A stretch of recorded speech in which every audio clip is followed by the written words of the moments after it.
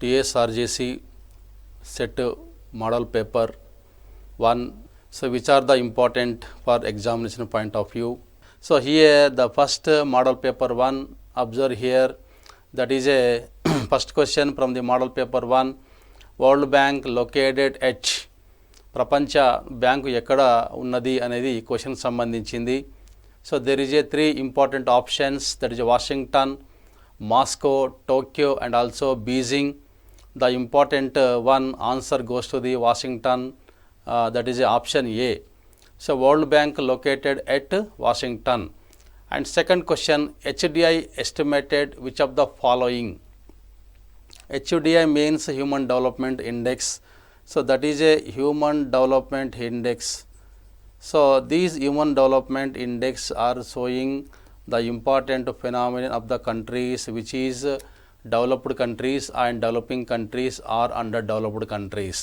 So these HDI estimated by the UNDP, United Nations Development Program, are following these important factors to estimating Human Development Index.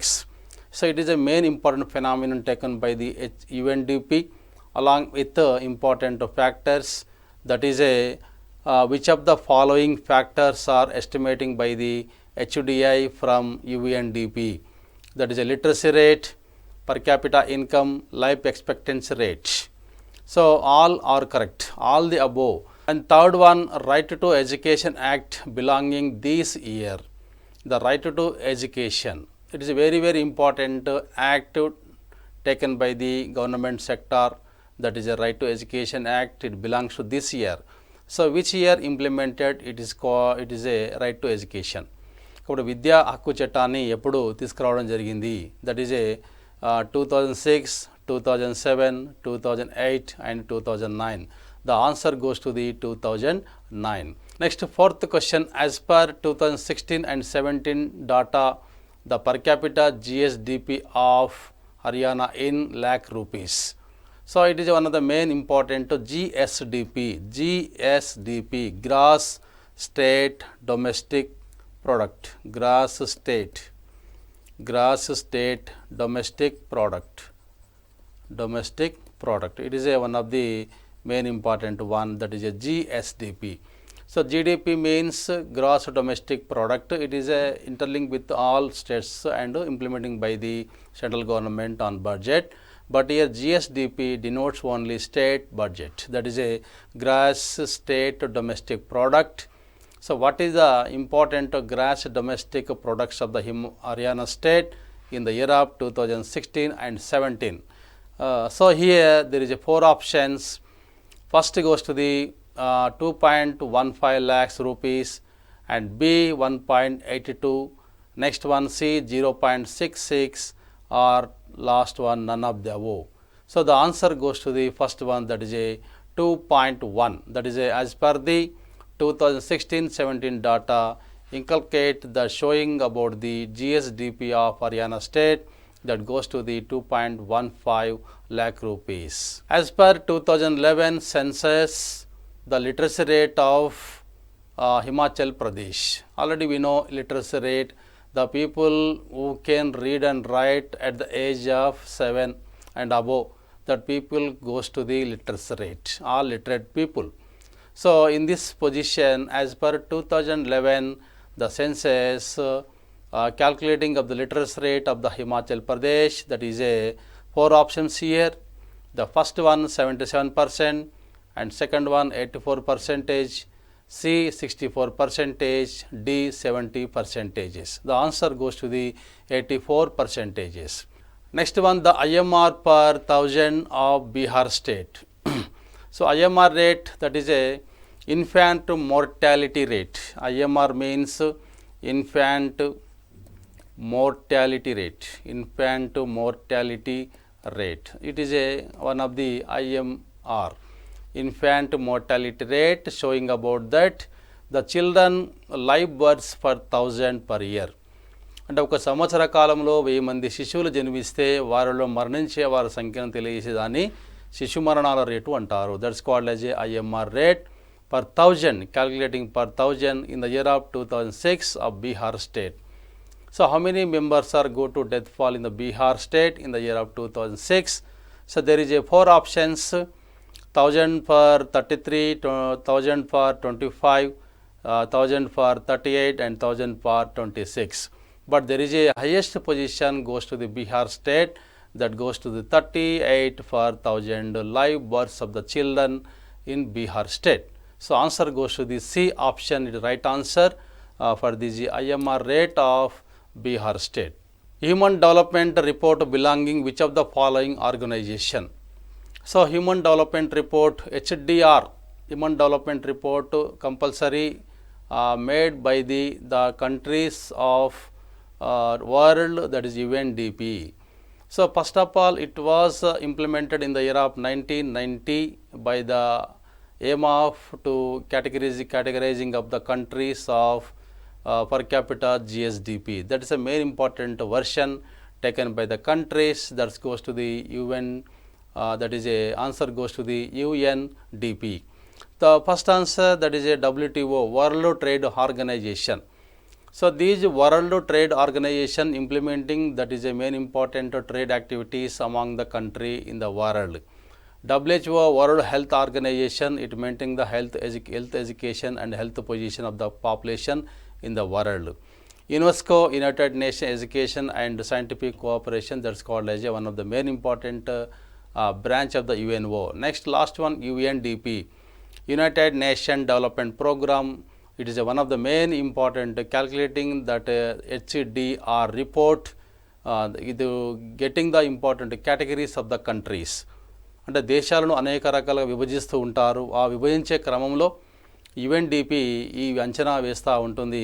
So there is A 3 types of the countries in the world. Categories are 3.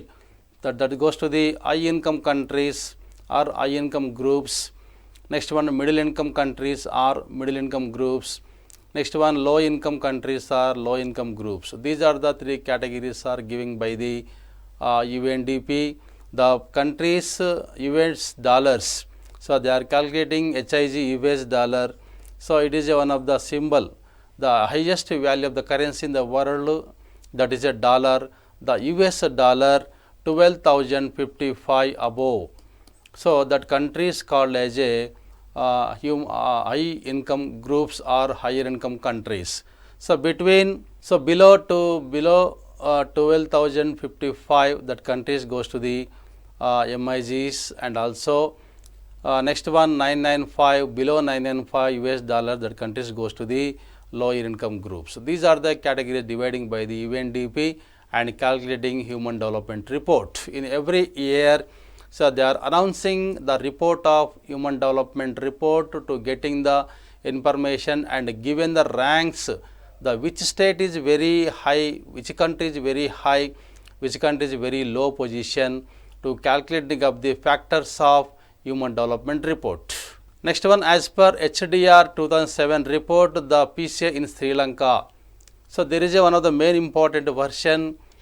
There is a given important report of the Sri Lanka HDR in the year of 2007.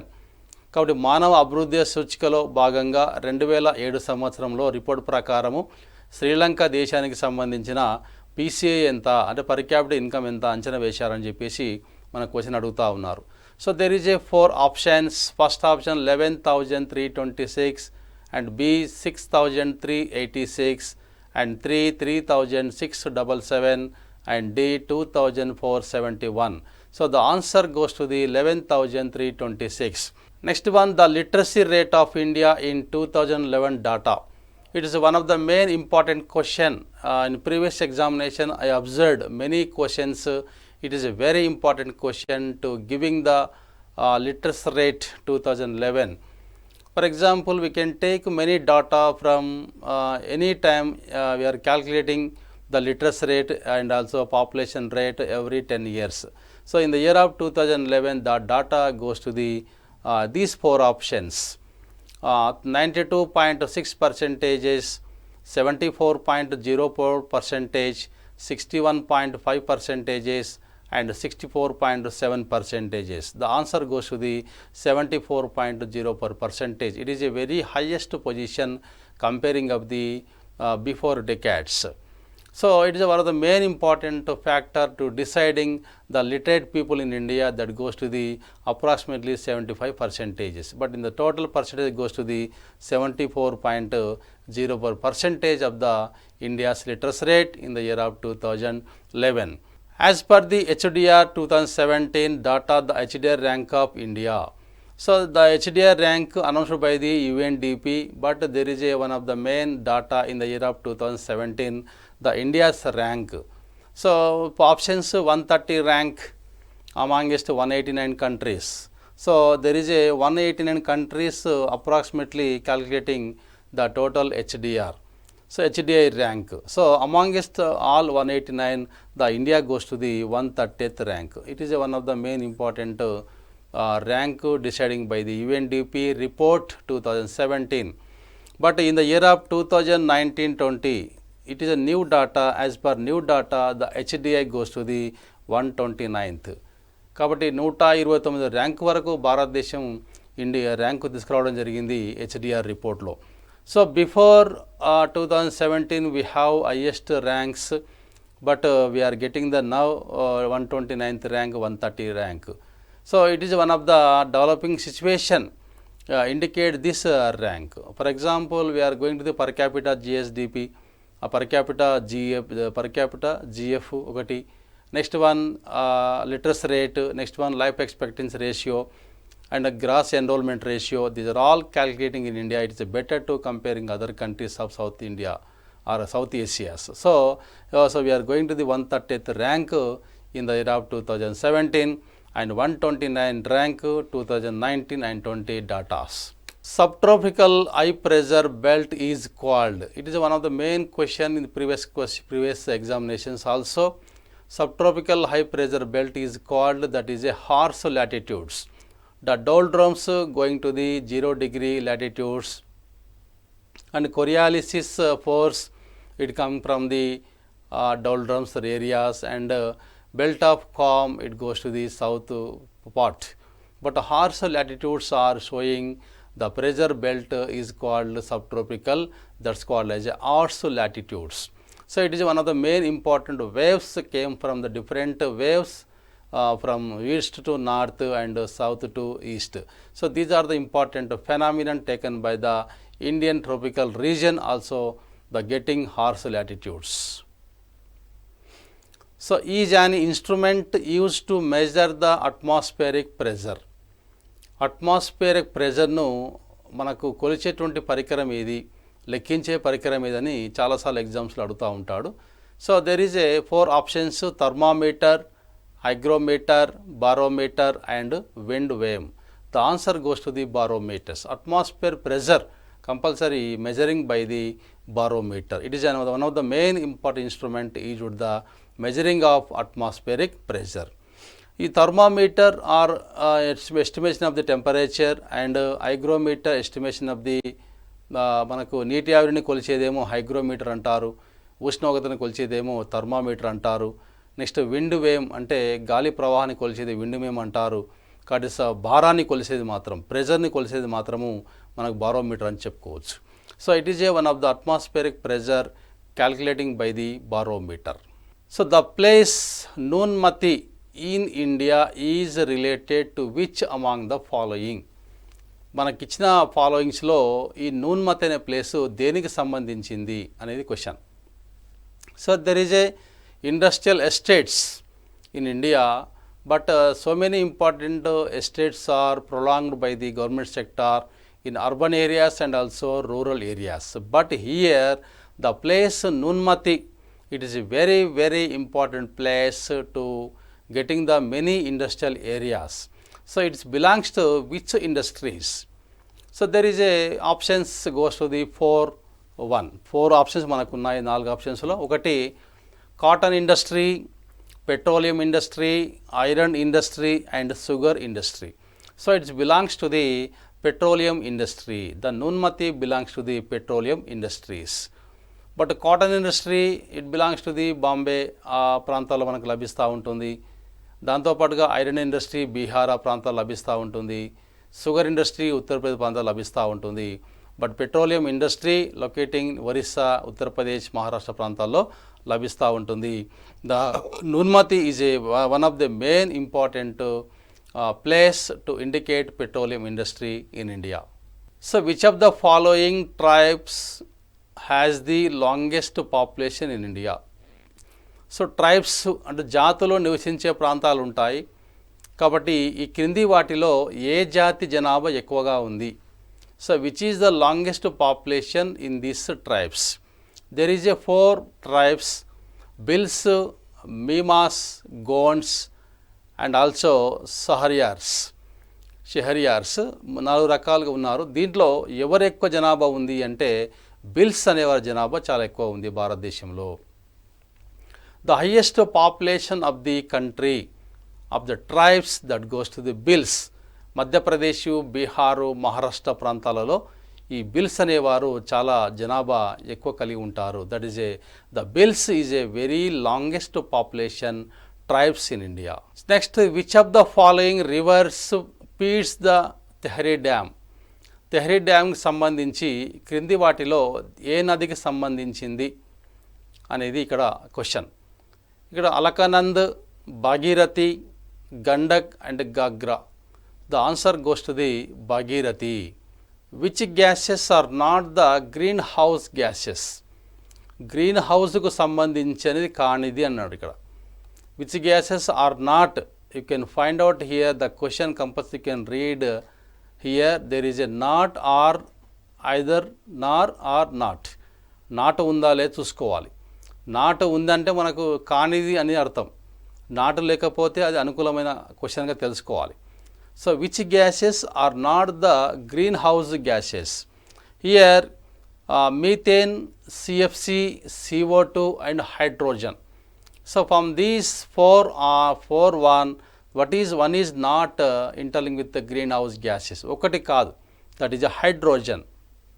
Which of the following affects atmospheric pressure? దీంట్లో ఏది దేనికి సంబంధించింది? Atmosphere pressure effect చేసే అంశాలు ఏంటి అంటే మనకి తెలుస్తూ ఉంటుంది. Altitude, temperature, earth rotation, all the above.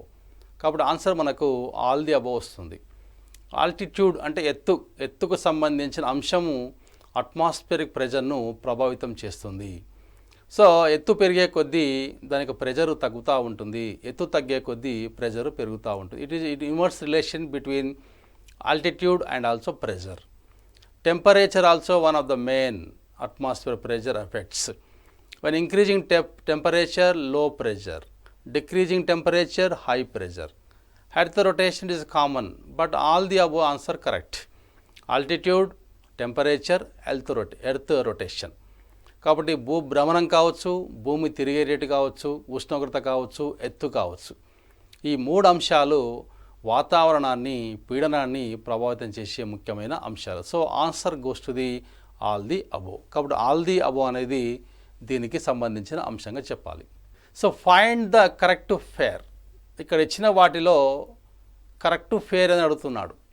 కాబట్టి ఒకటి సంబంధించింది కాకపోవచ్చు, లేదా ఒకదాని మీద సంబంధం కావచ్చు, మిగతా అన్నీ రాంగ్ కావచ్చు, లేదా ఒక్కోసారి అన్నీ రైట్ కావచ్చు. Already we can have some options ABCD. So here సిరస్, feather, next cumulus, heap, stratus, that is a littles, next nimbus, rain cloud.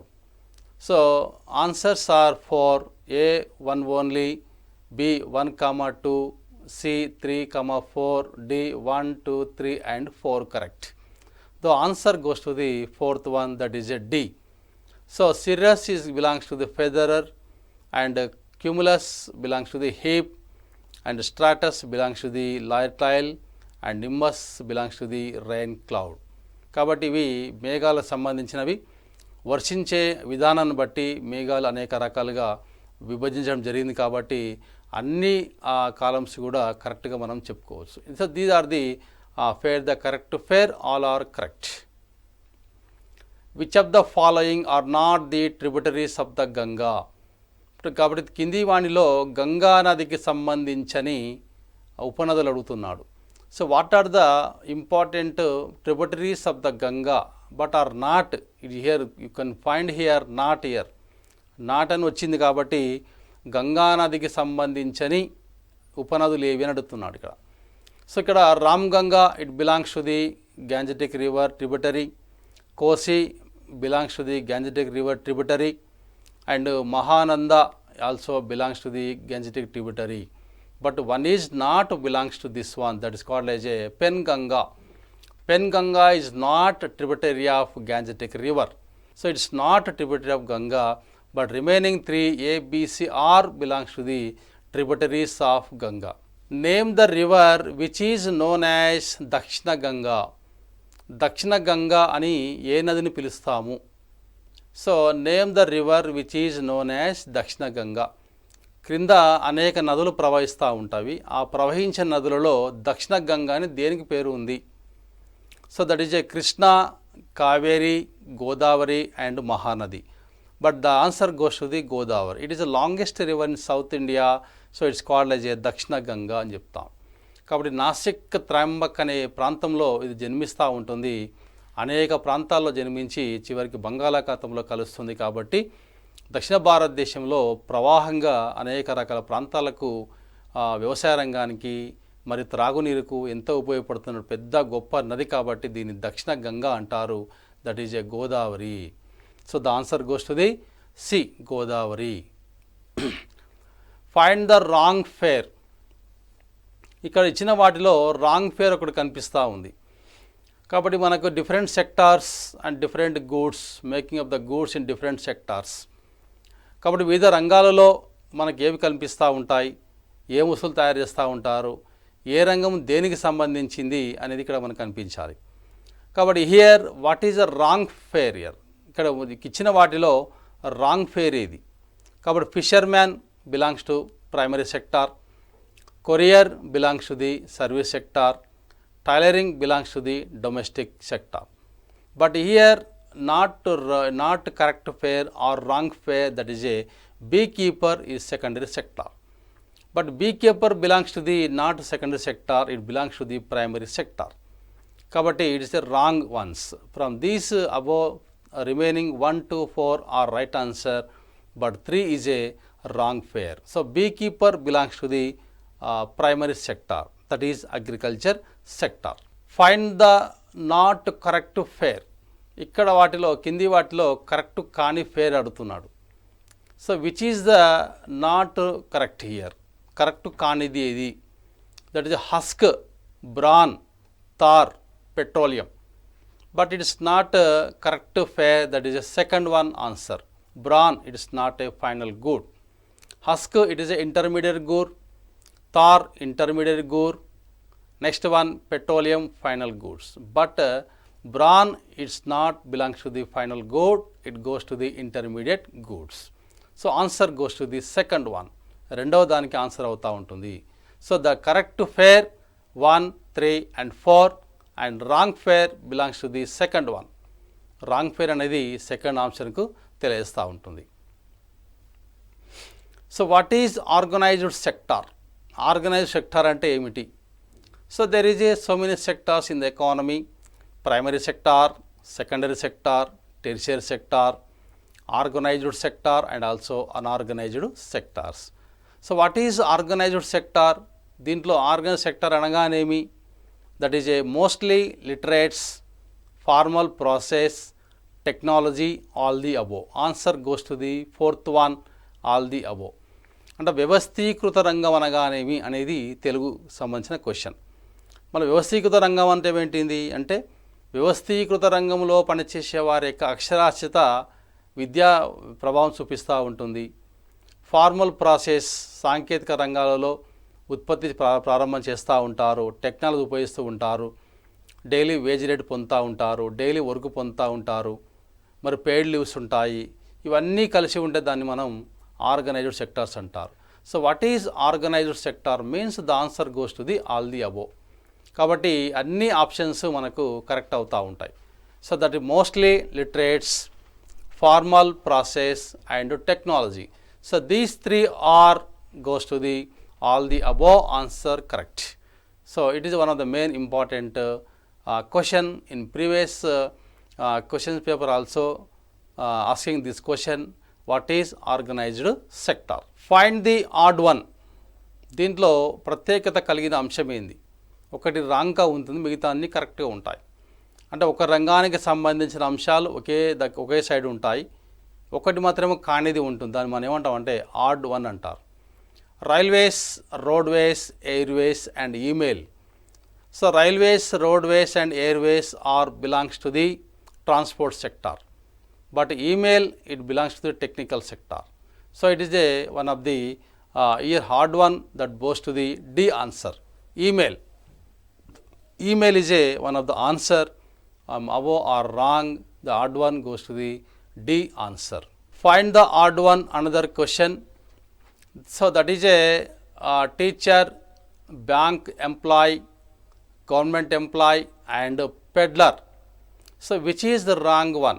Which is odd one?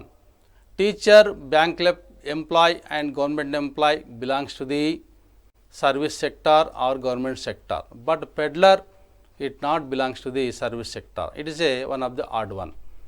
ఇచ్చిన వాటిలో ఆడ్ వన్ ఏంటంటే పెడ్లర్ అని చెప్పొచ్చు. Peddler is a right answer for this question. Next one, which of the following wrong once? దీంట్లో wrong సంబంధించిన అంశం ఏంది? ఒకటి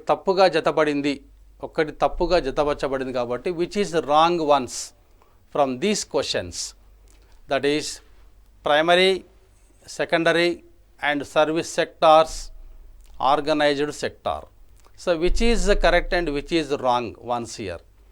so secondary sector belongs to the industry sector, service sector belongs to the banking sector, unorganized sector belongs to landless labor. These are all correct, but one is wrong answer, that is a primary sector not belongs to post offices. So these post offices belongs to the service sector. కాబట్టి post office అనేది సేవా రంగానికి సంబంధించినది, అది primary సెక్టార్కి సంబంధించినది కాదు.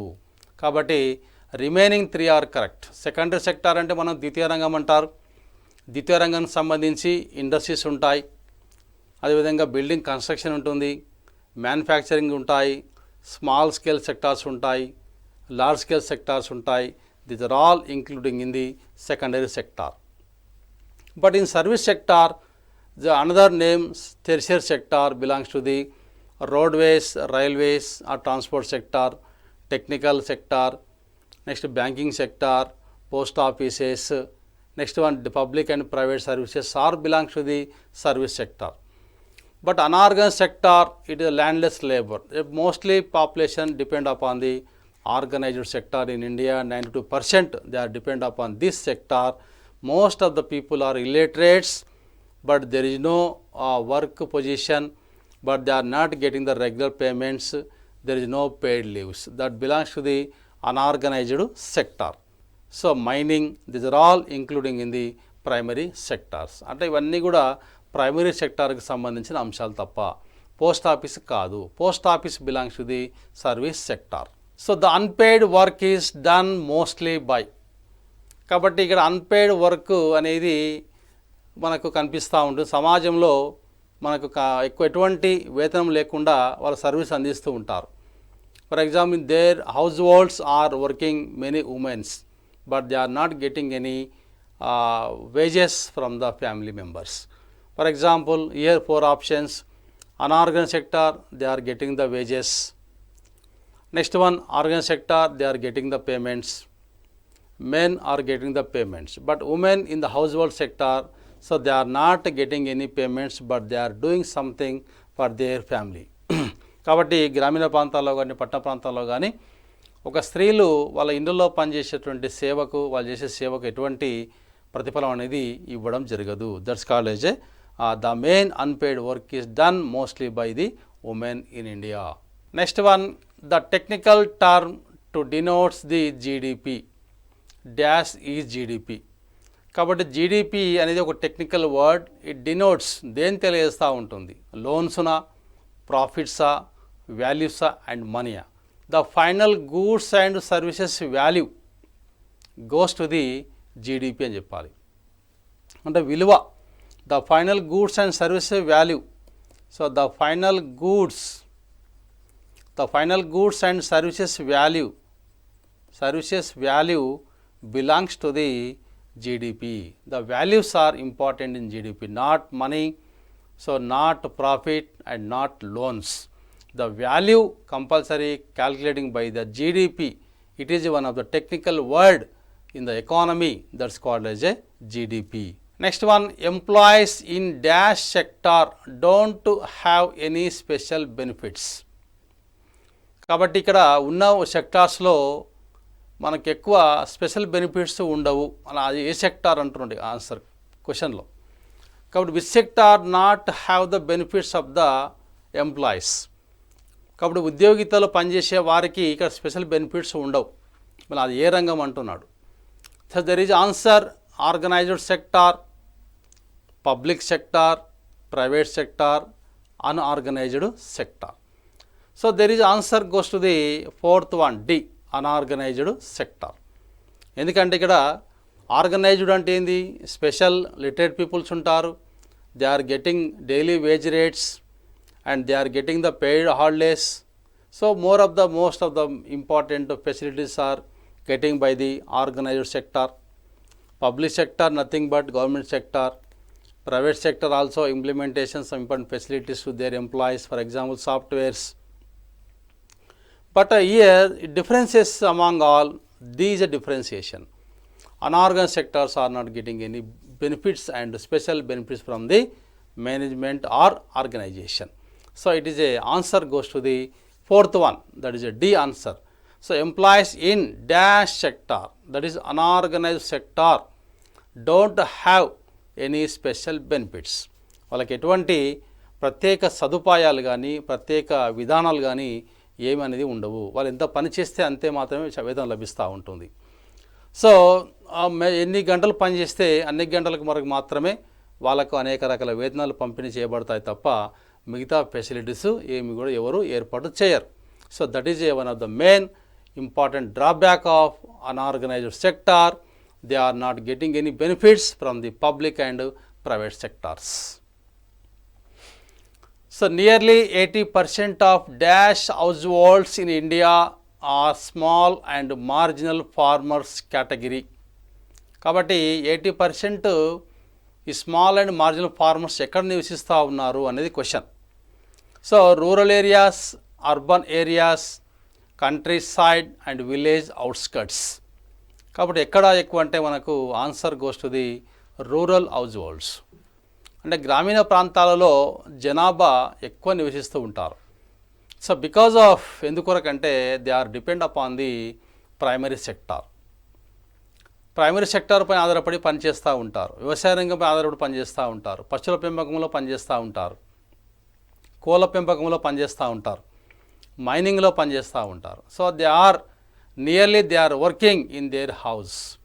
That 80% peoples are depend upon the primary sector, so they are living in rural areas. But small farmers and marginal farmers, ఇక్కడ small farmers అని ఒక పదం వచ్చింది. స్మాల్ ఫార్మర్స్ అంటే ఎవరు అంటే చిన్న రైతులు అంటే ఎవరు, మరి మార్జినల్ ఫార్మర్స్ అంటే ఎవరు అంటే ఉపాంత రైతులు అంటే ఎవరు. So small farmers and marginal farmers. So marginal farmers means the people who have the only 1 hectare to the 2 hectares, 1 hectare to 2 hectare land have the people called as a marginal farmers. అంటే 1 hectare belongs to the 2.5 acres. అంటే 5 ఎకరాల లోపల మాత్రమే వ్యవసాయం చేసుకునేటువంటి వారిని మనం ఏమంటామంటే మార్జినల్ ఫార్మర్స్ అంటారు. But small farmers that is A 2 hectares to 5 hectares, 2 హెక్టార్ల నుంచి 5 హెక్టార్ల మధ్యలో వ్యవసాయం చేసేవారిని స్మాల్ ఫార్మర్స్ అంటారు.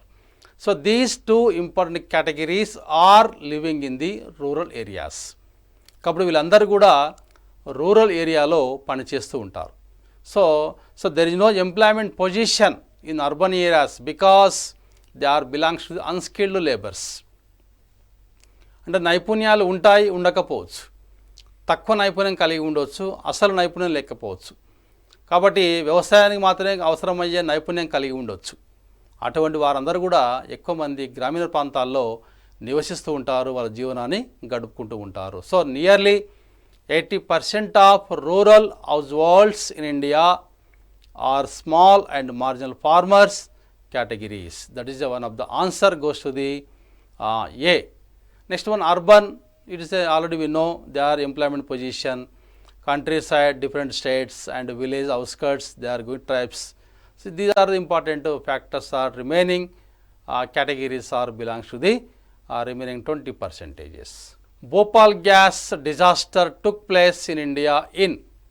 So Bhopal gas, it is one of the main tragedy took by India at the place of Bhopal, Madhya Pradesh state.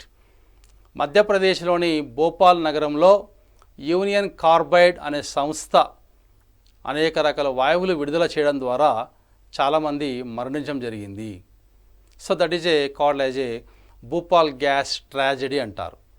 కాబట్టి Bhupal gas యొక్క విషాదం అంటారు. కాబట్టి ఆ భూపాల్ గ్యాస్ వల్ల చాలామంది మరణించారు, ఎన్నో వేల మంది మరణించారు, ఎన్నో వేల మంది క్షతగాతులు కావడం జరిగింది, ఎన్నో వేల మంది ఇప్పటికి కూడా దాని యొక్క బాధ అనుభవిస్తూ ఉన్నారు. సో యూనియన్ కార్బైడ్ కంపెనీ ఈ విడుదల చేసిన గ్యాస్ వల్ల చాలామంది మరణించడం జరిగింది. అది ఎప్పుడు జరిగింది అంటే 1984 డిసెంబర్లో ఈ భూపాల్ గ్యాస్ డిజాస్టర్ అనేది జరిగింది ఇండియాలో. Next one 1982, 1980, 1985. So BCD the wrong answer. A is a one of the right answer for Bhopal gas disaster took place in the place of the Madhya Pradesh. మధ్యప్రదేశ్లో ఇది బాగా జరిగింది. భూపాల్ వల్ల చాలామంది మరణించడం జరిగింది. So it is they are released many gases. The company Dow company remaining Dow company, so that is a Union Carbide company remaining its name changed as a Dow company. So they are opposition of the peoples in Olympic games also. కాబట్టి Olympic గేమ్స్లో కూడా ఈ Dove company ఇచ్చేటువంటి preference వల్ల చాలామంది oppose చేయడం జరిగింది. Because of they are not clarifying any problems of the Bhopal peoples. కాబట్టి ట్రాజెడీ జరిగింది, ప్రభుత్వాలు మాత్రమే తక్కువ సహాయం చేయడం జరిగింది. కంపెనీ వాళ్ళు ఎటువంటి సహాయం చేయలేకపోవడం వల్ల ఈ కంపెనీ పూర్తి స్థాయిలో దేశంలో కాకుండా ప్రపంచ లెవెల్లోనే దీన్ని అయితే పూర్తిగా వ్యతిరేకించారు. It is one of the main important disaster took place in India in the year of 1984. Choose the odd one. కింది వాటిలో ఒకటి సంబంధించని కానిది. So Britain Churchill, America Roosevelt, Russia Lenin. కాబట్టి ఈ మూడు రైట్ ఆన్సర్స్. బ్రిటన్కి సంబంధించి Churchill prime minister of Britain, Roosevelt prime minister of America, Lenin is one of the leader of Russia. But Italy, it is a wrong answer. Italy, Hitler. But Italy belongs to the which leader? Mussolini. Italy belongs to the Mussolini. But Hitler belongs to the Germany. కాబట్టి Hitler జర్మనీకి సంబంధించిన వ్యక్తి కానీ ఇక్కడ ఇటలీకి సంబంధించిన వ్యక్తి కాదు. కాబట్టి ఇక్కడ one of the main answer goes to the wrong once, that is a Italy Hitler. In draft constitution there were dash articles. మనకు రచించబడిన రాజ్యాంగంలో ఎన్ని ఆర్టికల్స్ ఉన్నాయి అనేది question. So in the period of 1950 January 26, so how many articles we drawn in the drafting constitution? So there is 4 answers. 395 articles, 316 articles, 320 articles and 321 articles. But answer goes to the A, that is 395 articles. అంటే 395 articles మనకు constitution ప్రారంభమైనప్పుడు ఉన్నాయి అని చెప్పుకోవచ్చు. కాబట్టి January 26, 1950లో భారతదేశంలో ఆమోదించబడినాయి. కాబట్టి అమల్లోకి వచ్చినాయి. ఆమోదించబడింది November 26, మళ్ళీ అమల్లోకి వచ్చింది January 26. బట్ అమల్లోకి వచ్చినప్పుడు ఎన్ని ఆర్టికల్స్ ఉన్నాయి అంటే 395 ఆర్టికల్స్, అంటే 395 ఆర్టికల్స్ ఉన్నాయని చెప్పవచ్చు. Sex ratio is the number of females per 1000 males. Which one correct match? So question is a which is the correct match sex ratio in the different years. అంటే one side years ఇచ్చాడు, one side sex ratio ఇచ్చాడు. So sex ratio అంటే ఏంది అంటే స్త్రీ పురుష నిష్పత్తి ఏ విధంగా లెక్కిస్తుంటాం. The sex ratio is the number of female per 1000 males. అంటే మేల్స్ ఎంతమంది ఉన్నారు అంటే ఫర్ ఎగ్జాంపుల్ 1000 మేల్స్కు ఎంతమంది ఉమెన్స్ ఉన్నారు, ఇక్కడ ఉమెన్స్ ఉన్నారు, దీన్ని ఏమంటాం అంటే సెక్స్ రేషియో అంటారు. కాబట్టి ఇదేమో మేల్ మేల్ సంబంధించినటువంటి అంశము. ఇక్కడ తీసుకుంటే ఫీమేల్ తీసుకోవాలి. మళ్ళీ ఏ ఇయర్లో ఎంతమంది ఫీమేల్స్ ఉన్నారు. So which one correct match year.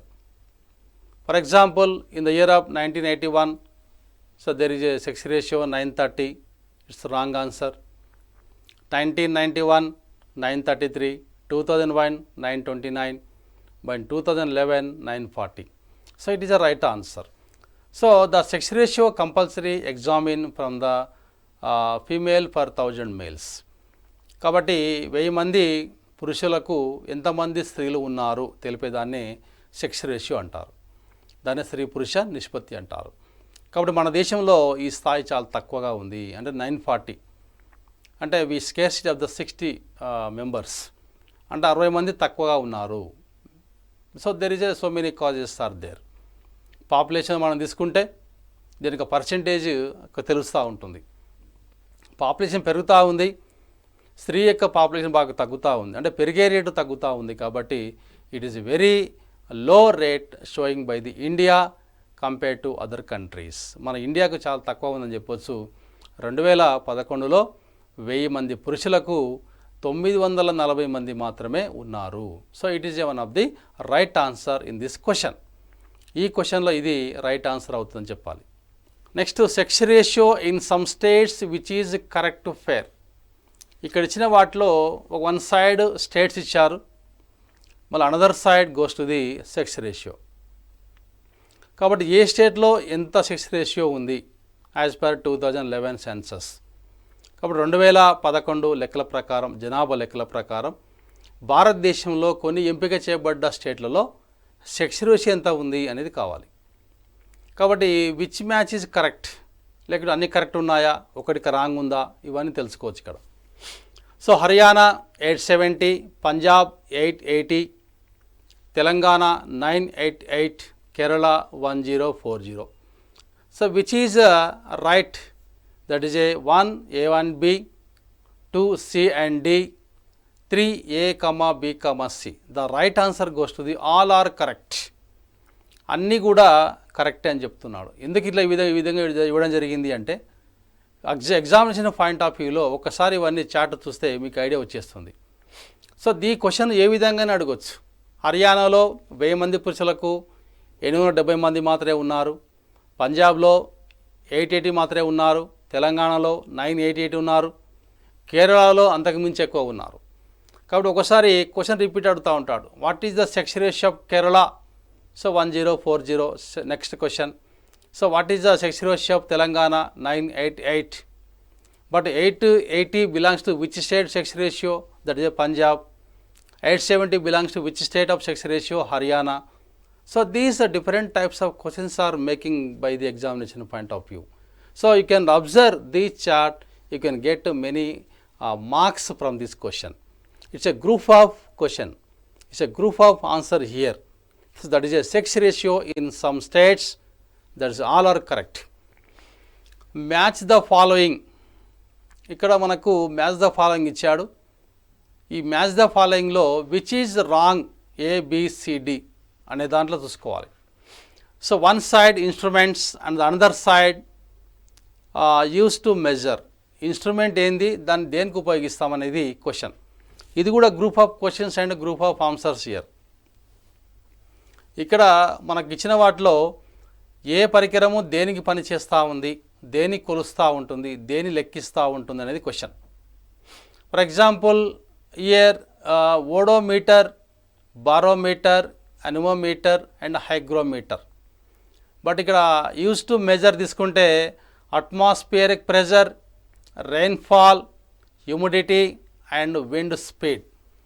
So there is a match the following తీసుకుంటే A ఆన్సర్లో A2, B1, C4, D3, below A2, B1, C3, D4, సిలో A3, B1, C2, D4, D answer నన్, ఏది కాదు అని ఇచ్చాడు.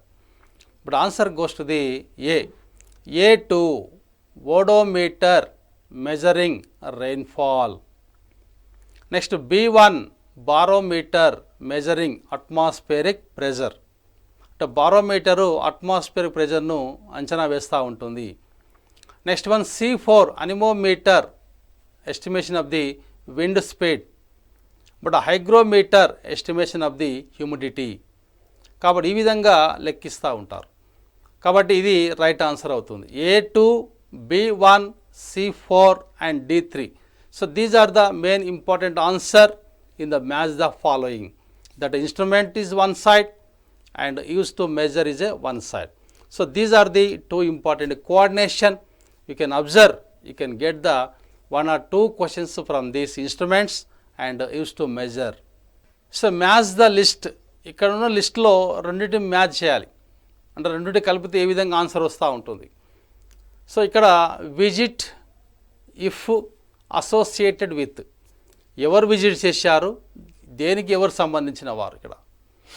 ఇక్కడ తీసుకుంటే కింగ్ జార్జ్ ఫిఫ్త్, 5వ George, క్రిప్స్ machine, cabinet machine and Simon commission. మరి దీంట్లో ఎవరు దేనికి సంబంధించిన వారు, ఎవరు వచ్చినప్పుడు ఇక్కడ ఉన్నటువంటి గవర్నర్ జనరల్ ఎవరు. For example answers A2, B4, C1, D3 A answer ఉంది.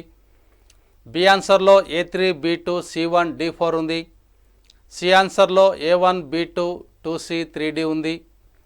నెక్స్ట్ సి ఆన్సర్లో, డి ఆన్సర్లో A4, B3, C2, D1 ఉన్నాయి.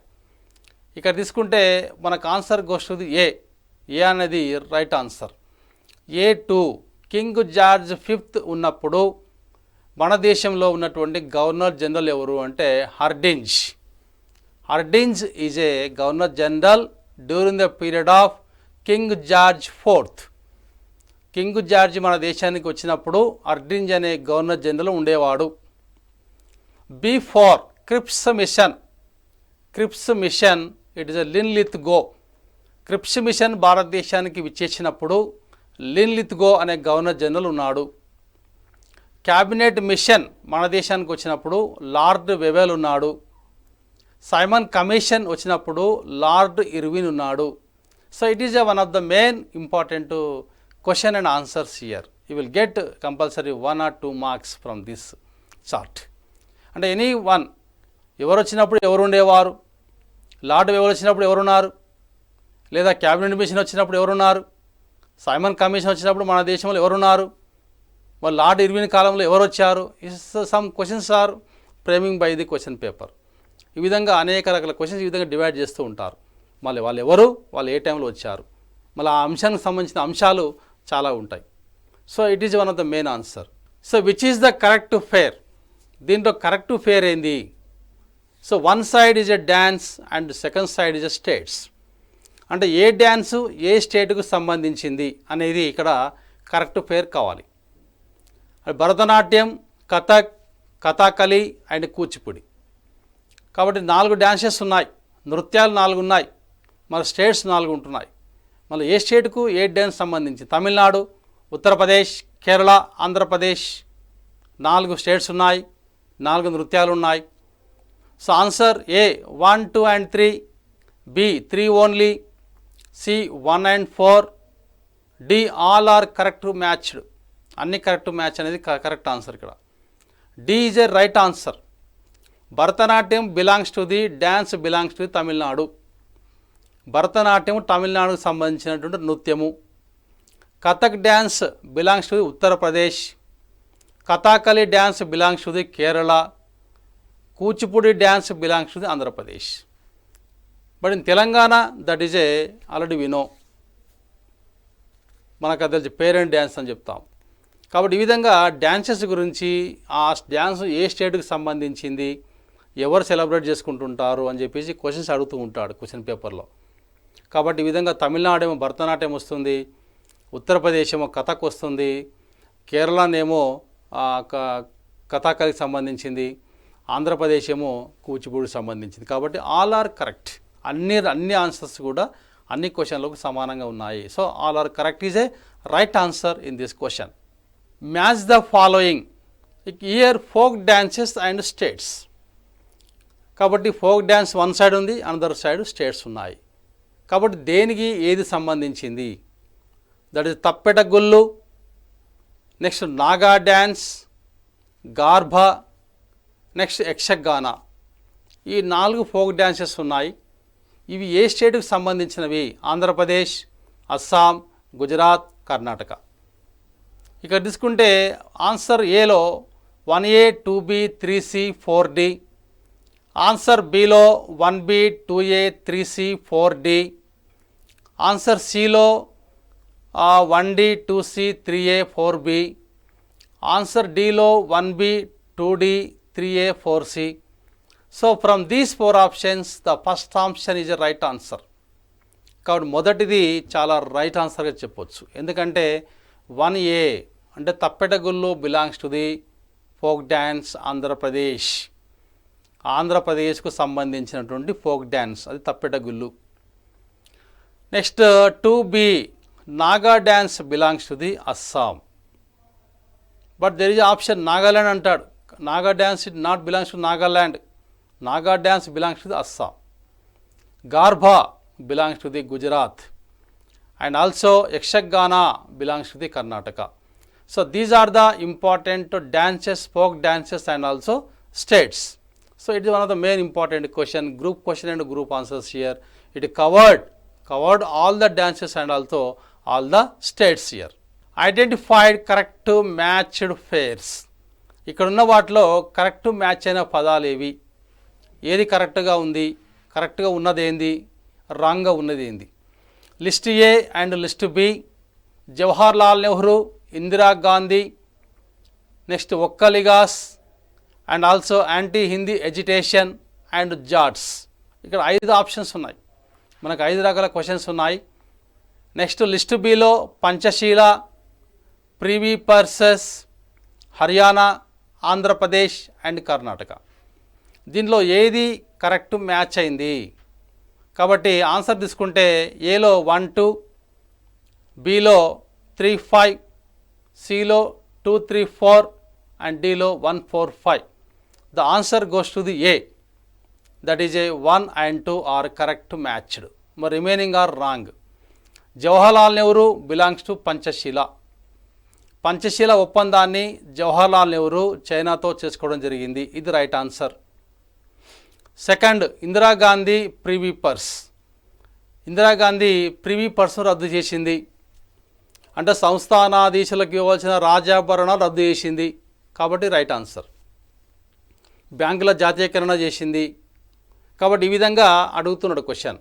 Indira Gandhi belongs to which is the factors year? Privy purses. అంటే వాళ్ళకి ఇచ్చే రాజాభరణాలు రద్దు చేసింది ఇందిరాగాంధీ అని చెప్పొచ్చు. అంటే సంస్థానాధీశులు ఉన్నారు, వాళ్ళ సంస్థానాలన్నీ కూడా భారతదేశంలో కలిసిపోయినాయి. వాళ్ళకి భరణం ఇచ్చేవారు.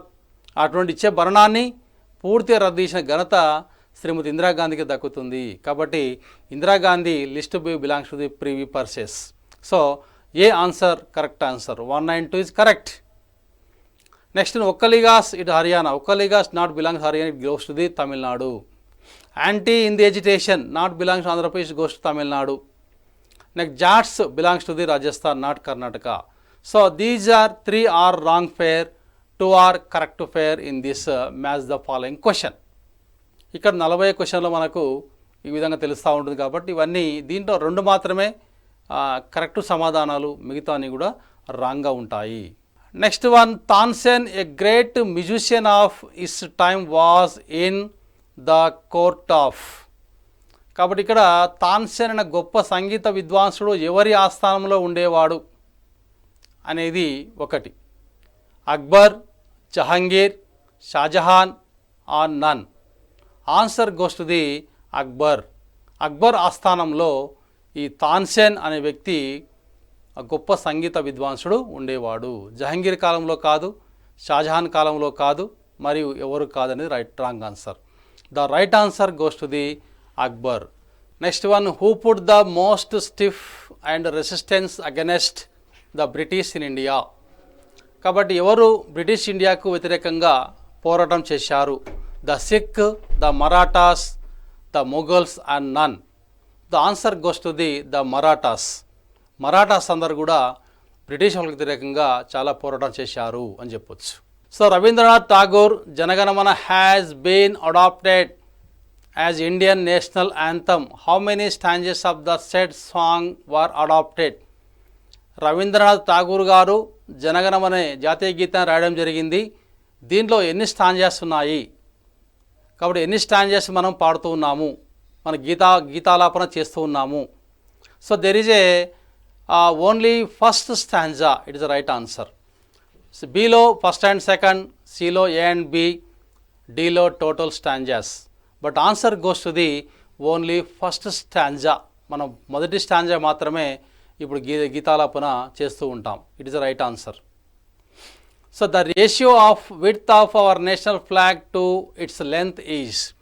మన జాతీయ పతాకము ఏ నిష్పత్తిలో ఏర్పాటు చేయబడి ఉంది అనేది ఆన్సర్ క్వశ్చన్. దాంట్లో A 1:2, B 2:4, C 2:3, D 3:2. The answer goes to the C, that is a 2:3. 2:3 ప్రకారము పొడవు వెడల్పు నిర్ణయించి జాతీయ పతాకాన్ని తయారు చేయడం జరుగుతుంది. So Dandiya is a popular dance of. Dandiya అనేది ఏ స్టేట్కు సంబంధించిన dance? Telangana, Odisha, Kerala and Gujarat. The right answer goes to the Gujarat. Gujarat రాష్ట్రానికి సంబంధించినటువంటి డ్యాన్సే దాండియా అని చెప్పొచ్చు. Golden threshold is a collection of poems written by. Golden threshold, it is one of the greatest poetic words are given by the poem by which important poet in this belongs. కింది వాటిలో ఎవరు దాన్ని రాయడం జరిగింది? Golden threshold సంబంధించిన అంశం ఎవరికి సంబంధించింది కింది వారిలో? ఇందిరాగాంధీ, దుర్గాబాయ్ దేశ్ముఖ్, సరోజిని నాయుడు, నన్. So the answer goes to the Sarojini Naidu. Sarojini Naidu గారు ఈ గోల్డెన్ థ్రెషోల్డ్ అనేటువంటి అనేక పోయమ్స్ను రాయడం జరిగింది. So the Periyar tiger reserve is located in. ఈ పెరియార్ టైగర్ రిజర్వ్ అనేది భారతదేశంలో ఏ రాష్ట్రంలో ఉంది?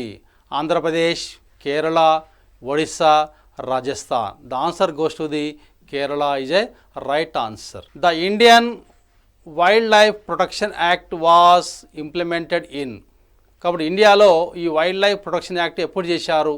1972, 1971, 1984, 1985. The answer goes to the 1972. Next, Hirakud Dam is constructed on the river. Hirakud అనే ప్రాజెక్టును ఏ రివర్ పైన నిర్మించారు? So the Hirakud Dam constructed on the river. Which river belongs to Hirakud? Godavari, Krishna, Ganga and Mahanadi. So answer goes to the Mahanadi is a right answer. Bamboo drip irrigation system is prevalent in. ఎక్కడ జరుగుతూ ఉంది? కాబట్టి బాంబో irrigation, drip irrigation ఎక్కడ నడుస్తూ ఉంది? ఏ స్టేట్లో ఏర్పాటు చేశారు? Nagaland, Meghalaya, Assam and Manipur. Right answer Meghalaya. కాబట్టి మేఘాలయ రాష్ట్రంలో ఈ బాంబో సిస్టమ్ ద్వారా నీటిపారుదల ఏర్పాటు చేయడం జరిగింది. Thank you.